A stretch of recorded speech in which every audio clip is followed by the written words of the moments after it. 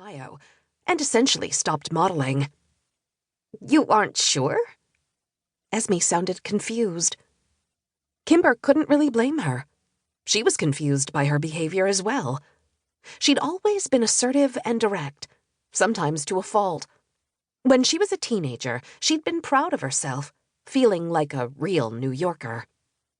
Over the last year, she'd changed a bit, though. She was more patient, more subdued, hesitant. Peter's constant notes and gifts had made her uncomfortable. His sudden appearance at one of her modeling shoots had freaked her out. About to call the police, she'd touched base with Brett. He'd been upset on her behalf and told her to relax because he was going to take care of Peter. But then she'd discovered that he'd never done a thing. "I don't really think about Peter anymore," she lied, focusing back on their conversation. "He's in my past." "Oh, well, that's good," Esme said. "It's probably healthier, huh?" "It is. I feel better. I mean, all of me feels healthier now."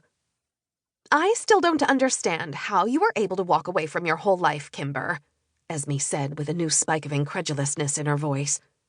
"Grand Cayman was gorgeous, and the designer gave us all samples. I got the most divine silk chiffon gown in Spearmint. You would have loved it."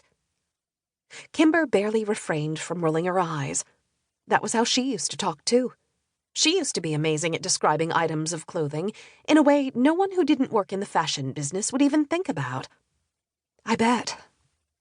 Esme paused, obviously waiting for some more envy-laced comments or another couple of questions. When Kimber remained silent, she added, "You would have had a ball."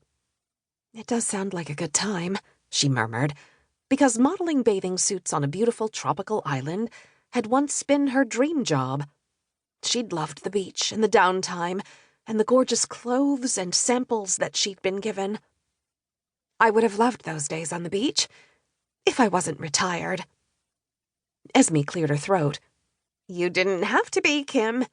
We were all talking about you. John Creek swore that you could have gone another 5 years. John Creek was one of the top photographers in the business. For him to say such a thing was a compliment, and very generous. Kimber guessed it was maybe too generous. She might have had 3 more years of modeling, and that would have been stretching it. She could have gone for a while longer, if she'd been willing to continue the same grueling pace.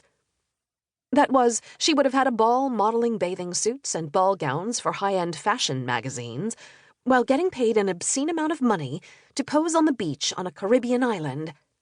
All she would have had to do was stay hungry, swallow her pride, and pretend that nothing else mattered to her, except being photogenic and having a hefty savings account. But that was the thing. For the last year, none of that really seemed to matter anymore. Or maybe it never had. Feeling drained, Kimber said, "Esme, it's been nice talking to you, but I've got to go." "How come? What are you doing these days?" She was currently doing a lot of nothing, except for her new volunteer gig at the elementary school library. "I'm still getting my bearings, though I have been volunteering lately." "That's it?" "Hey, don't knock it. Doing nothing feels pretty good." Before Esme could reflect on that, Kimber softened her voice. "I am real glad you called, Ezzy. You didn't have to think of me. I appreciate it." "We're friends, right?" She felt terrible. "Right, we are friends. I'll call you next time." "I hope you will. Oh, door's ringing. I've got to go. Bye." "Bye," Kimber replied, though the line was already dead. After swiping the screen a couple of times to check that she didn't have any messages or emails, Kimber set the phone down. If the last phone call hadn't done it, the lack of anything would have cemented the state of her life. She was currently doing next to nothing with her life. She thought it would feel a lot better than it did. "Everyone, let's say a big coyote hello to Miss Klein and tell her thank you for being our reading volunteer today." Kimber smiled, then tried not to step backward as the group of 9-year-olds howled at her.